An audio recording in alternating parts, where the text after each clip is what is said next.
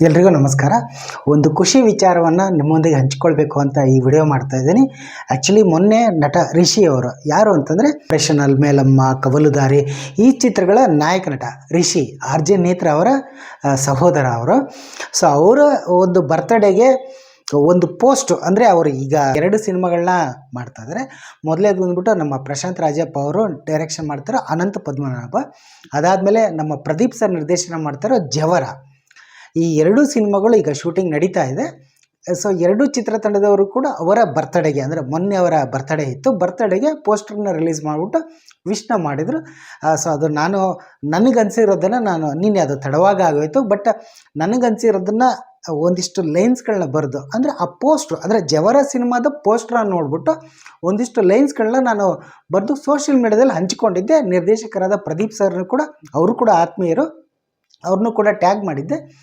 So ಅವರು ನನಗೆ phone ಮಾಡಿಬಿಟ್ಟು ಮೆಚ್ಚುಗೆ ವ್ಯಕ್ತಪಡಿಸಿದ್ರು. ಥ್ಯಾಂಕ್ ಯು ಸುನೀಲ್, ತುಂಬ ಖುಷಿ ಆಯಿತು, ತುಂಬ ನೈಜವಾಗಿ ಬರೆದಿದ್ದೀರಾ. ಎಲ್ಲರೂ ನಾಯಕ ನಟನನ್ನೇ ಹೋಲಿಸ್ಕೊಂಡು ಅಥವಾ ರಗ್ಗಡ್ ಲುಕ್ಕು ಅನ್ನೋ ಥರ ಬರೀತಾರೆ. ಬಟ್ ನೀವು ಡೀಟೇಲಿಂಗ್ ಅಂದರೆ ಅಲ್ಲೊಂದು ಪಕ್ಷಿ ಮೀನ್ಸ್ ಕಾಗೆ, ಭಯಾನಕ ಒಂದು ಸನ್ನಿವೇಶ, ನಾಯಕ ಬಂದು ಆಟೋದಲ್ಲಿ ಕೂತ್ಕೊಂಡಿದ್ದಾರೆ. ಈಗ ಪೋಸ್ಟರ್ ಕೂಡ ಹಾಕ್ತೀನಿ, ನೀವು ನೋಡ್ಬೋದು. ಭಯಾನಕ ಸನ್ನಿವೇಶ ಅಂದರೆ ಅದು ಸ್ಮಶಾನ, ವೈರಾಗ್ಯ. ಅದು ಅಲ್ಲಿ ಕಾಡ್ಗಿಚ್ಚು ಬೆಂಕಿ ಕಾಣಿಸ್ತಾ ಇದೆ, ನಾಯಕ ಕೂತ್ಕೊಂಡಿದ್ದಾರೆ, ವಾಚ್ ನೋಡ್ತಾ ಇದ್ದಾರೆ. ನೀವು ನಾಯಕ ಬಂದು ಆಟೋದಲ್ಲಿ ಕೂತ್ಕೊಂಡಿದ್ದಾರೆ, ಆಟೋದಲ್ಲಿ ಕೂತ್ಕೊಂಡು ಈ ಕಡೆ ನಮ್ಮ ಕಡೆ ನೋಡ್ತಾ ಇದ್ದಾರೆ. ಸುತ್ತಲೆಲ್ಲ ಕಾಡ್ಗಿಚ್ಚಿದೆ, ಇದು ಸ್ಮಶಾನ. ಒಂದು ಪಕ್ಷಿ ಅಂದರೆ ಒಂದು ಕಾಗೆ ಕೂತ್ಕೊಂಡಿದೆ. ಇಲ್ಲಿ ಇದ್ರ ಮೇಲೂ ಕೂಡ ಅಪ್ಪ ಅನ್ನೋ ಒಂದು ಪದ ಇದೆ. ಸೊ ಇದನ್ನೆಲ್ಲ ನಾನು ಡೀಟೇಲಿಂಗ್ ಆಗಿ ನನಗನ್ಸಿರೋದು ಏನೋ ಒಂದಿಷ್ಟು ಲೈನ್ಸ್ಗಳು ನಾನು ಕೂಡ ಈಗ ನೀವು ಸ್ಕ್ರೀನ್ ಮೇಲೂ ಕೂಡ ನೋಡ್ಬೋದು. ನನಗನ್ಸಿರೋದು ಒಂದಿಷ್ಟು ಲೈನ್ಸ್ಗಳನ್ನ ಬರೆದು ನನಗೆ ಆ ಪೋಸ್ಟ್ರ್ ನೋಡಿದಾಗ ಏನಿಸ್ತಾ, ಆ್ಯಕ್ಚುಲಿ ರಿಷಿ ಅವರು ರುದ್ರ ಅನ್ನೋ ಒಂದು ಪಾತ್ರ ಮಾಡ್ತಾಯಿದ್ರೆ ರಗ್ಗುಡು ಅಂದರೆ ಜವರ ಅಂದರೆ ಎಲ್ರಿಗೂ ಗೊತ್ತಿರೋದು ಒಂದು ಯಮರಾಯ, ಯಮ ಸ್ವರೂಪಿ ಅನ್ನೋದೊಂದು ಹುಟ್ಟು ಅಂದಮೇಲೆ ಸಾವಿದ್ದೇ ಇರುತ್ತೆ. ಇದು ಆಲ್ಮೋಸ್ಟ್ ಆಲ್ ಒಂದು ಸ್ಮಶಾನದಲ್ಲಿ ನಡೀತಕ್ಕಂಥ ಕತೆ ಅಂತ ಹೇಳಿದ್ರು. ಅಂದರೆ ನಾನು ಪ್ರೆಸ್ ಮೀಟು ಮತ್ತು ಮುಹೂರ್ತ ಸಮಾರಂಭ ನಡೆದಾಗಲೂ ಕೂಡ ಹೇಳಿದ್ರು. ಅದೊಂದಿಷ್ಟು ನೋಡಿದ್ದೆ. ಸೊ ನನಗನ್ಸಿದ್ದು ಬರೆದು ಹಾಕಿದ್ದೆ. ಸೊ ಅದನ್ನು ನಿರ್ದೇಶಕರು ಮೆಚ್ಕೊಂಡು ನಿಜವಲ್ಲೂ ಫೋನ್ ಮಾಡಿಬಿಟ್ಟು ನನಗವರು ನಿಮ್ಗೆ ಅನಿಸಿದ್ದನ್ನು ಹೇಳಿ ಅಂದರು. ಆಮೇಲೆ ನಾನು ಹೇಳಿದೆ. ಸೊ ಅದನ್ನು ನೋಡಿಬಿಟ್ಟು ತುಂಬ ಖುಷಿಪಟ್ಟರು. ಅವರು ಕೂಡ ತಮ್ಮ ವಾಟ್ಸಪ್ ಸ್ಟೇಟಸಲ್ಲೂ ಕೂಡ ಹಾಕ್ಕೊಂಡಿದ್ದಾರೆ, ನಾನು ಸ್ಕ್ರೀನ್ ಮೇಲೂ ಕೂಡ ಹಾಕ್ತೀನಿ. ನಿಜವಲ್ಲೂ ಒಂದು ಬರಹಕ್ಕೆ ನನಗೂ ನಿರೀಕ್ಷೆನೂ ಮಾಡಿರಲಿಲ್ಲ. ಮದರ್ ಪ್ರಾಮಿಸ್ ಅದನ್ನು ಹೇಳ್ತೀನಿ, ನಿರೀಕ್ಷೆನೂ ಮಾಡಿರಲಿಲ್ಲ. ಬಟ್ ಒಂದು ಪೋಸ್ಟ್ ಹಾಕಿದಾಗ ಮೆಚ್ಚುಗೆ ವ್ಯಕ್ತಪಡಿಸಿ ವಾಟ್ಸಪ್ ಸ್ಟೇಟಸಲ್ಲೂ ಕೂಡ ಹಾಕ್ಕೊಂಡ್ರಲ್ಲ, ನಿಜವಲ್ಲೂ ತುಂಬ ಖುಷಿ ಆಯಿತು. ಸಿನಿಮಾದ ಬಗ್ಗೆನೂ ತುಂಬ ಎಕ್ಸ್ಪೆಕ್ಟೇಷನ್ ಇದೆ. ಯಾಕೆಂದರೆ ನಾಯಕ ರಿಷಿ ಅವರು ರುದ್ರ ಅನ್ನೋ ಪಾತ್ರ, ನಾಯಕಿ ರಿತನ್ಯ ವಿಜಯ್ ಅವರು ಅಂದರೆ ಅವರು ಲ್ಯಾಂಡ್ಲಾರ್ಡ್ ಸಿನಿಮಾದಲ್ಲಿ ದುನಿಯಾ ವಿಜಯ್ ಅವರ ಮಗಳೇನೆ, ಅವರು ದುನಿಯಾ ವಿಜಯ್ ಮಗಳಾಗೇ ಆ್ಯಕ್ಟ್ ಮಾಡಿದರು. ಬಟ್ ಇದು ನಾಯಕಿಯಾಗಿ ಇದು ಮೊದಲೇ ಸಿನಿಮಾ ಅಂತ ಹೇಳ್ಬೋದು, ನಾಯಕಿಯಾಗಿ. ಸೊ ಇವರು ಭೂಮಿ ಅನ್ನೋ ಪಾತ್ರ ಮಾಡ್ತಾಯಿದ್ದಾರೆ. ಇನ್ನು ರಂಗಾಯಣ ಗೌರ್ ಇದ್ದಾರೆ, ಶ್ರುತಿ ಅವರಿದ್ದಾರೆ. ಸೊ ಲಾಸ್ಟ್ ಕಳೆದ ಡಿಸೆಂಬರ್ ತಿಂಗಳಲ್ಲಿ ಈ ಸಿನಿಮಾದ ಮುಹೂರ್ತ ಆಗಿತ್ತು. ನಾನು ಎಲ್ಲಿವರೆಗೂ ಬಂತು ಸರ್ ಈ ಚಿತ್ರ ಶೂಟಿಂಗ್ ಅಂತ ಕೇಳಿದೆ. ನಡೀತಾ ಇದೆ, ಈಗ ಶೆಡ್ಯೂಲ್ ಬ್ರೇಕ್ ಆಗಿದೆ, ಇನ್ನೊಂದು 2-3 ದಿನದಲ್ಲಿ ಶೂಟಿಂಗ್ ಮತ್ತು ತಿರ್ಗಾ ಪುನಃ ಶುರು ಆಗುತ್ತೆ ಅಂತ ಹೇಳಿದ್ರು. ತುಂಬ ಆತ್ಮೀಯವಾಗಿ ಮಾತಾಡಿದರು. ಅಂದರೆ ಇವರಂತೆಲ್ಲ ತುಂಬ ಜನ ಆತ್ಮೀಯ ನಿರ್ದೇಶಕರು ಕೂಡ ಅದೊಂದು ಫ್ರೀಡಮ್ ಕೊಟ್ಟಿದ್ದಾರೆ. ನಂಗೆ ನಿಜವಲ್ಲ ಅದೊಂದು ಖುಷಿನೇ. ಏನೇ ಕ್ವಶನ್ ಕೇಳಿದ್ರು ಕೂಡ ಅದಕ್ಕೊಂದು ರಿಪ್ಲೈ ಕೊಡ್ತಾರೆ ಸಮಾಧಾನವಾಗಿ, ತುಂಬ ಸಮಾಧಾನವಾಗಿ ನಂಗೆ ರಿಪ್ಲೈ ಕೊಡೋದು ನನಗಂತೂ ತುಂಬ ಖುಷಿ ಆಗ್ತಾ ಇದೆ. ನಿಜವಲ್ಲೂ ತುಂಬ ಖುಷಿ. ಅವರ ಈ ಸಿನಿಮಾ ಅಂದರೆ ಮೆಡಿಕಲ್ ಹಿನ್ನೆಲೆಯ ನಾಯಕಿ ಭೂಮಿ ರಿತನ್ಯ ವಿಜಯ್ ಅವರು ಮಾಡ್ತಿರೋ ಪಾತ್ರ, ರಿಷಿ ಅವರು ಬಂದ್ಬಿಟ್ಟು ರುದ್ರ ಅನ್ನೋ ಪಾತ್ರ. ಒಂದು ಸಸ್ಪೆನ್ಸ್ ಥ್ರಿಲ್ಲರ್ ಅಂದರೆ ಏನು ಅನಂತ ಪದ್ಮನಾಭ ಸಿನಿಮಾ ಬಂದು ಅದು out and out comedy entertainment. But ಇದು ಒಂದು ಗಂಭೀರ ವಿಚಾರವನ್ನು ಕಾಮಿಡಿ ರೂಪದಲ್ಲಿ ಹೇಳ್ಕೊಡೋಕೆ ಹೋಗ್ತಿದ್ದಾರೆ ನಿರ್ದೇಶಕರಾದ ಪ್ರದೀಪ್ ಸರ್. ಅಂದರೆ ಇವ್ರ ಹಿಂದೆ ಅವರು ಕೋಮಲ್ ಅವರು ಆ್ಯಕ್ಟ್ ಮಾಡಿರೋ ಎಲ್ಲ ಕುನ್ನಿ ಅನ್ನೋ ಸಿನಿಮಾನ ಡೈರೆಕ್ಷನ್ ಮಾಡಿದರು. ಅದು ಸಿನಿಮಾ ಹಿಟ್ಟಾಗಿತ್ತು ಕೂಡ. ಈಗ ಅವ್ರದ್ದು 2ನೇ ಪ್ರಯತ್ನ. ಈ ಚಿತ್ರಕ್ಕೆ ಅವರ ಕಥೆ, ಚಿತ್ರಕಥೆ, ಸಂಭಾಷಣೆ, ಸಾಹಿತ್ಯನೂ ಕೂಡ ಬರೆದು ನಿರ್ದೇಶನ ಮಾಡ್ತಿದ್ದಾರೆ. ತುಂಬ ಖುಷಿ ಆಯಿತು. ಇನ್ನು ಶ್ರುತಿ ಅವರಾಗಿರ್ಬೋದು, ರಂಗಾಯಣ ಗೌರು ಅವರು ಕೂಡ ಈ ಸಿನಿಮಾದಲ್ಲಿ ಪಾತ್ರ ಮಾಡ್ತಾಯಿದ್ದಾರೆ. ಅದು ತುಂಬ ಸಖತ್, ಅದು ಕಾಂಬಿನೇಷನ್ ಮಾತ್ರ ಅದು ಸೂಪರು. ಒಂದು ಪ್ರಶ್ನೆ ಕೇಳಿದೆ, ಸರ್ ಇದೊಂದು ಪ್ರಶ್ನೆ ಕೇಳಲ್ಲ ಅಂತ ಕೇಳಿದೆ ಪ್ರದೀಪ್ ಸರ್ನ. ಸುನೀಲ್ ಹೇಳಿ ಏನು ಅಂತಂದ್ರೆ, ಪೋಸ್ಟ್ರೆಲ್ಲ ನೋಡಿದೆ ರಗ್ಗಡಾಗಿದೆ. ಬಟ್ ಸಾರಿ 2 ದಿನ ಲೇಟ್ ಆಗೋಯ್ತು.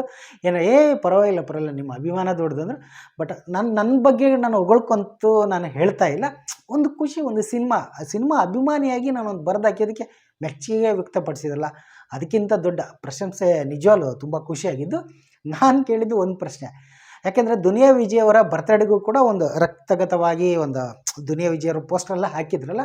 ಸೊ ದುನಿಯಾ ವಿಜಯ್ ಅವರು ಈ ಸಿನಿಮಾದಲ್ಲಿ ಇದ್ದಾರಾ ಸರ್ ಹೇಳಿ ಸರ್ ಪ್ಲೀಸ್ ಸರ್ ಅಂದೆ. ಸೊ ನಿಜವಲ್ಲ ನಂಗೆ ಫ್ರೀಡಮ್ ಕೊಟ್ಟಿದ್ದೀರಾ ಅಂತ ಗೊತ್ತು, ಇದ್ದಾರಾ ಇಲ್ವೋ ಅಂದೆ. ಕೆಲವರಾಗಿದ್ದರೆ ಸಿನಿಮಾ ನೋಡಿ ಅಂತ ಹೇಳ್ಬೋದಿತ್ತೇನ, ಬಟ್ ಎಷ್ಟು ಹೇಳಿದ್ರು ಅಂದರೆ ಇದ್ದಾರೆ ಅಂತಲೇ ಹೇಳಲ್ಲ, ಇಲ್ಲ ಅಂತಲೇ ಹೇಳಲ್ಲ ಅಂದ್ರೆ. ಸರ್ ಹಂಗಂದ್ರೆ ಇದ್ದಿರ್ಬೋದಾ? ಇಲ್ಲ. ಸರ್ ಹಂಗಾರೆ ಇಲ್ವಾ ಅವರು? ಇದ್ದಾರೆ ಅಂದರೆ. ತುಂಬ ಜಾಣ್ಮೆಯಾಗಿ ಉತ್ತರ ಕೊಟ್ಟರು. ಅವ್ರು ಹೇಳಿರೋ ರೀತಿ ಬಟ್ ನನಗೆ ಅರ್ಥ ಆಯಿತು ಏನಂತ, ಅದನ್ನು ನಾನು ಮುಂದಿನ ದಿನಗಳಲ್ಲಿ ಹೇಳ್ತೀನಿ. ಬಟ್ ಒಂದು ಬರಹಕ್ಕೆ ಸಿಕ್ಕ ಗೌರವ ಅದೊಂದು ನಿಮ್ಮ ಜೊತೆಗೆ ಹಂಚ್ಕೊಳ್ಬೇಕು ಅಂದ್ಕೊಂಡು ಈ ವಿಡಿಯೋ ಮಾಡಿದೆ. ನಿಜವಲ್ಲ ಈ ಥರ ಒಂದಿಷ್ಟು ಪ್ರಶಂಸೆಗಳು ಸಿಕ್ಕಾಗ ಅಂದರೆ ಇವರೊಬ್ಬರೇ ಅಂತಲ್ಲ, ನನಗೆ ತುಂಬ ಜನ ನಿರ್ದೇಶಕರಾಗಿರ್ಬೋದು, ಟೆಕ್ನಿಷಿಯನ್ಸ್ಗೂ, ಒಂದಿಷ್ಟು ಜನ ಕಲಾವಿದರು ಏನೋ ಒಂದು ಬರೀತೀವಿ, ನಾನೇನೋ ಅಂತ ಏನು ದೊಡ್ಡ ಇದೂ ಅಲ್ಲ, ಬರೆದಿರೋದಿಷ್ಟು ಒಂದು 2 ಲೈನ್ಸು, 3-4 ಲೈನ್ಸು, ಬಟ್ ಆ ಲೈನ್ಸ್ಗೂ ಕೂಡ ತುಂಬ ಚೆನ್ನಾಗಿದೆ ಅಂದ್ಕೊಂಡ್ಬಿಟ್ಟು ಅಥವಾ ನಿಮ್ಮ ಒಂದು ಅಭಿಮಾನ ದೊಡ್ಡದು ಅಂತಂದು ಹೇಳಿ ಅವರು ಮೆಚ್ಚುಗೆ ವ್ಯಕ್ತಪಡಿಸಿರೋದೇ ತುಂಬ ದೊಡ್ಡ ವಿಚಾರ. ನಾನು ನಿಜವಲ್ಲ ಅದೊಂದು ತುಂಬ ಖುಷಿಯಾಗಿದ್ದು. ಫೇಸ್ಬುಕ್ಕಲ್ಲೂ ಫ್ರೆಂಡ್ ಇದ್ದರು ಅವರು, ಹೀಗಾಗಿ ಆಮೇಲೆ ಅವರು ಇನ್ಸ್ಟಾಗ್ರಾಮ್ ಸ್ಟೋರಿನೂ ಕೂಡ ಹಾಕ್ಕೊಂಡಿದ್ದಾರೆ. ನಿಜವಲ್ಲ ತುಂಬ ನನಗೆ ಹೃದಯ ತುಂಬಿ ಬಂತು ಅಂತಲೇ ಹೇಳ್ಬೋದು. ಹೀಗಾಗಿ ಪ್ರದೀಪ್ ಸರ್ ಅವರ ಇದು 2ನೇ ಪ್ರಯತ್ನ ಅವ್ರದ್ದು. ಎಲ್ಲ ಕೊನ್ನಿ ಏನು ಗೆಲುವು ಖಂಡಿತ ಅದಕ್ಕಿಂತ ದೊಡ್ಡ ಮಟ್ಟದ ಗೆಲುವು ಕಾಣಲಿ ಅಂತಲೂ ಕೂಡ, ಜೊತೆಗೆ ರಿಷಿ ಅವ್ರಿಗೂ ಇವಾಗ ಒಂದು ಗೆಲುವು ಬೇಕು. ಅವ್ರ ಸಿನಿಮಾಗಳನ್ನ ನೋಡ್ಕೊಂಬಂದಿದ್ದೀನಿ, ಒಂಚೂರು ಹಂಗೆ ಹಿಂಗಾಗಿದೆ. ಬಟ್ ಈ ಸಿನಿಮಾ ಅಂದರೆ ಅವ್ರದ್ದು ಆಪರೇಷನ್ ಮೇಲಮ್ಮ ಮತ್ತು ಕವಲುದಾರಿ ಸೂಪರ್, ನನಗೆ ತುಂಬ ಇಷ್ಟ ಆಗೋಯಿತು. ಹೀಗೆ Anantha Padmanabha out and out comedy, but ಇದು ಮಂಗಳಾಪುರಂ ಅಂತಲೂ ಕೂಡ ಒಂದು ಸಿನಿಮಾ ಮಾಡ್ತಾಯಿದ್ದಾರೆ ಅನ್ಸುತ್ತೆ. ಅಂದರೆ ತುಂಬ ಹೈಟು ಪರ್ಸನ್ ಸಖತ್ ಅವರು ಒಂದು ಕಾಮಿಡಿ ಸಿನಿಮಾಗೆ ಒಂದಿಷ್ಟು. ಸೊ ಇದು ಸಸ್ಪೆನ್ಸ್ ಥ್ರಿಲ್ಲರು. ಸೊ ಹೀಗಾಗಿ ನೋಡಬೇಕು ಹೆಂಗೆ ಬರುತ್ತೆ ಏನಂತ. ಸಿನಿಮಾ ತುಂಬ ಶೂಟಿಂಗ್ ಎಲ್ಲ ತುಂಬ ಚೆನ್ನಾಗಿ ನಡೀತಾ ಇದೆ ಅಂತ ಹೇಳ್ಬಿಟ್ಟು ಮಾತಾಡಿದರು. ಸೊ ನನಗೆ ಅದು ತುಂಬ ಖುಷಿಯಾಯಿತು. ಇದೇ ರೀತಿಯೇ ತುಂಬ ಜನ ನಮ್ಮ ಆತ್ಮೀಯ ನಿರ್ದೇಶಕರಿಗೂ ಕೂಡ ತುಂಬ ಜನ ಈ ಥರ ಮೆಚ್ಚುಗೆ ವ್ಯಕ್ತಪಡಿಸಿದ್ದಾರೆ. ಅವ್ರ ಬಗ್ಗೆನೂ ಏನಂದರು ಏನದ ಅಂತಿಮವಾಗಿ ಒಂದಿಷ್ಟು ವಿಡಿಯೋಗಳ ಮೂಲಕ ನಾನು ನಿಮಗೊಂದಿಗೆ ಹಂಚ್ಕೊಳ್ತಾ ಹೋಗ್ತೀನಿ. ಸೊ ಹೀಗಾಗಿ ಜವರ ಒಂದು ಮುಹೂರ್ತ ದಿನವೂ ಅಷ್ಟೇ ಸ್ಮಶಾನದಲ್ಲೇ ಹೆಣ ಉಳ್ಳವರು ಅವ್ರನ್ನ ಕರ್ಕೊಂಬಂದ್ಬಿಟ್ಟು ಅಂದರೆ ಮುಹೂರ್ತ ದಿನ ಅವ್ರ ಮೂಲಕನೇ ಸಿನಿಮಾ ಮುಹೂರ್ತ ಮಾಡಿರೋದು ಒಂಥರ ವಿಶೇಷವಾಗಿತ್ತು. ಸಿನಿಮಾ ಅದೇ ರೀತಿಯ ಒಂದು ವಿಶೇಷವಾಗಿ ಮೂಡಿ ಬರ್ತಾ ಇದೆ ಅಂತಲೇ ಹೇಳ್ಬೋದು. ಅದಕ್ಕೆ ಧರ್ಮವೀಶ್ವರವರು ಮ್ಯೂಸಿಕ್ ಮಾಡ್ತಾ ಇದ್ದಾರೆ. ರಥಾವರ ಸಿನಿಮಾಗಳು ಸಾಂಗ್ ಎಲ್ಲ ಕೇಳಿದಾಗ ಅತ್ಯದ್ಭುತವಾಗಿದ್ವು. ಇದು ಜವರ ಸಿನಿಮಾ ಪೋಸ್ಟಲ್ಲಿ ಈ ಥರ ಒಂದು ಲೈನ್ ಇದೆ, ಏನಂದರೆ ಹೆಣ್ಣಿಂದ ಬಂದವನು ಹೆಣ್ಣಿಗೋಸ್ಕರ, ಮಣ್ಣಿಗೋಗೋನು ಮಣ್ಣಿಗೋಸ್ಕರ, ಕೊನೆಗೆ ಗೆಲ್ಲೋನು ರಸ, ರಿಷಿ ಜವರ ಅಂತಲೇ ಒಂದು ಲೈನ್ ಇದೆ. ಸೊ ಇದು ನನಗೆ ತುಂಬ ಖುಷಿ ಆಯಿತು. ಚಿತ್ರಕ್ಕೆ ಒಳ್ಳೆಯದಾಗಲಿ, ಆಲ್ ದ ಬೆಸ್ಟ್ ಅಂತ ನಾನು ವಿಶ್ ಮಾಡ್ತೀನಿ. ವೇಟ್ ಕೂಡ ಮಾಡ್ತಾ ಇದ್ದೀನಿ. ಆಲ್ ದ ಬೆಸ್ಟ್, ಇಡೀ ಚಿತ್ರಕ್ಕೆ ಒಳ್ಳೆಯದಾಗಲಿ, ಆಲ್ ದ ಬೆಸ್ಟ್.